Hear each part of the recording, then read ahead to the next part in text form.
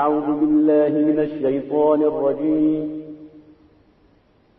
بسم الله الرحمن الرحيم. ذہن میں آ رہا ہے وہ یہ کہ جس طرح جب بھی اب ٹی وی پہ رپورٹس وغیرہ لگتی ہیں اور اس طرح کے جرم وغیرہ کے جو کیسز ہوتے ہیں ان کے اندر جب بھی کسی قاتل کو یا ظالم کو پکڑا جاتا ہے تو وہ ان میں سے اکثر جو ہے وہ یہی کہتے ہیں کہ جی اس وقت پہ میرے اندر شیطان آ گیا تھا اور میں مطلب یہ غلط حرکت کر بیٹھا، جو بھی انہوں نے قتل کیا ہو یا زیادتی کی ہو. تو مطلب یہ کہ شیطان کو مورد الزام ٹھہرا کر اس کو اس سے مطلب اس کا کیا دین میں اس کا کیا ہے کہ آپ شیطان کو غلط کام کر کے آپ شیطان کو بلیم تو نہیں کر سکتے. تو اس کے بارے میں ذرا بتا دیں کہ کس طرح مطلب اس کو ظاہر سزا تو ان کو ملنی چاہیے بھی، کوئی ظلم تو انہوں نے کیا ہوا، لیکن اس شیطان کو کر کے ان کو اس پہ کوئی چھوٹ تو نہیں مل سکتی. جی شریعت میں بعض افراد کو چھوٹ حاصل ہے صحیح، اور اس میں جو یہ افراد جو کہ شیطان کا بہانہ کرتے ہیں ان کو نہیں. شریعت میں دیوانے کو شریعت چھوٹ حاصل ہے. دیوانہ کسی کو قتل کر دیتا ہے تو اس کو سزا نہیں دی جائے گی. یا کوئی آدمی جو ہے وہ ایسا جو ہے وہ اس کو بیہوشی تھی، ایسا جو ہے اس پر مستی تھی جو اس کے اپنے اختیار میں تھی، اپنے اختیار سے اس نے اس کو نہیں اپنایا،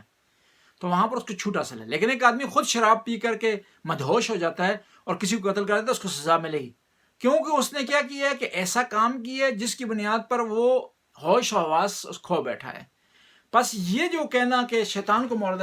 الزام ٹھہرانا انسان کی بچت کا سبب نہیں بن سکتا شریعت اور اسلام کے قانون کے حوالے سے.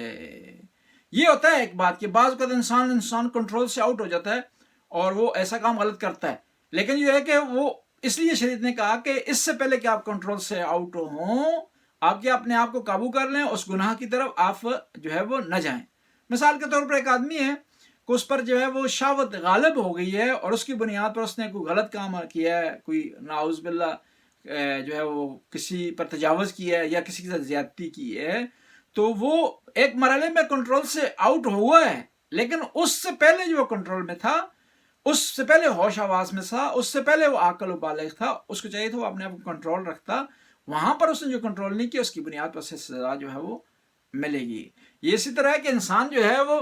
اپنے آپ کو چھت سے گرائے، ظاہر ہے گرنے کے بعد اس کی ٹانگیں تو ٹوٹیں گی. جب گرانے سے پہلے اس کا اختیار ہے، لیکن جب وہ گرا دیتا ہے تو اس کے بعد اختیار نہیں ہے کہ ٹانگ ٹوٹے، اس کی یا لات ٹوٹے یا اس کے دانت ٹوٹے یا اس کا جبڑا ٹوٹے یا قتل اس کو یعنی وہ اس کا مرڈر ہو جائے، وہ مر جائے. وہ نہیں کہہ سکتا کہ بھائی جو ہے گرانے تک میں اختیار تھا میرا، لیکن گرانے کے بعد تو میرا اختیار نہیں تھا، لہٰذا میری ٹانگ نہیں ٹوٹنی چاہیے تھی، لہٰذا جو ہے مجھے جو ہے کوئی اذیت نہیں ہونی چاہیے. تو اس جواب اس کو یہی دیا جائے گا کہ گرانے سے پہلے تمہارا اختیار تھا تو نہ گراتے تو بے اختیاری کی جو ہمارا سچویشن ہے وہ نہ آتی تم تک. اس دن آپ نے ایک اور سوال کیا تھا، اس کا جواب میں نہیں دے سکا تھا. سوال آپ کا یہ تھا کہ اتنے آدمیوں نے ایک آدمی کو قتل کیا تو سب کو سزا ملے گی، یہ آپ نے کیا تھا سوال؟ میرے خیال علی عاصم نے کیا تھا مجھے. جی علی عاصم جی اس کا جواب یہ ہے کہ شریعت میں اس طرح ہوتا ہے، شریعت کے قانون، مجھے دنیا کے قانون کا پتہ نہیں ہے،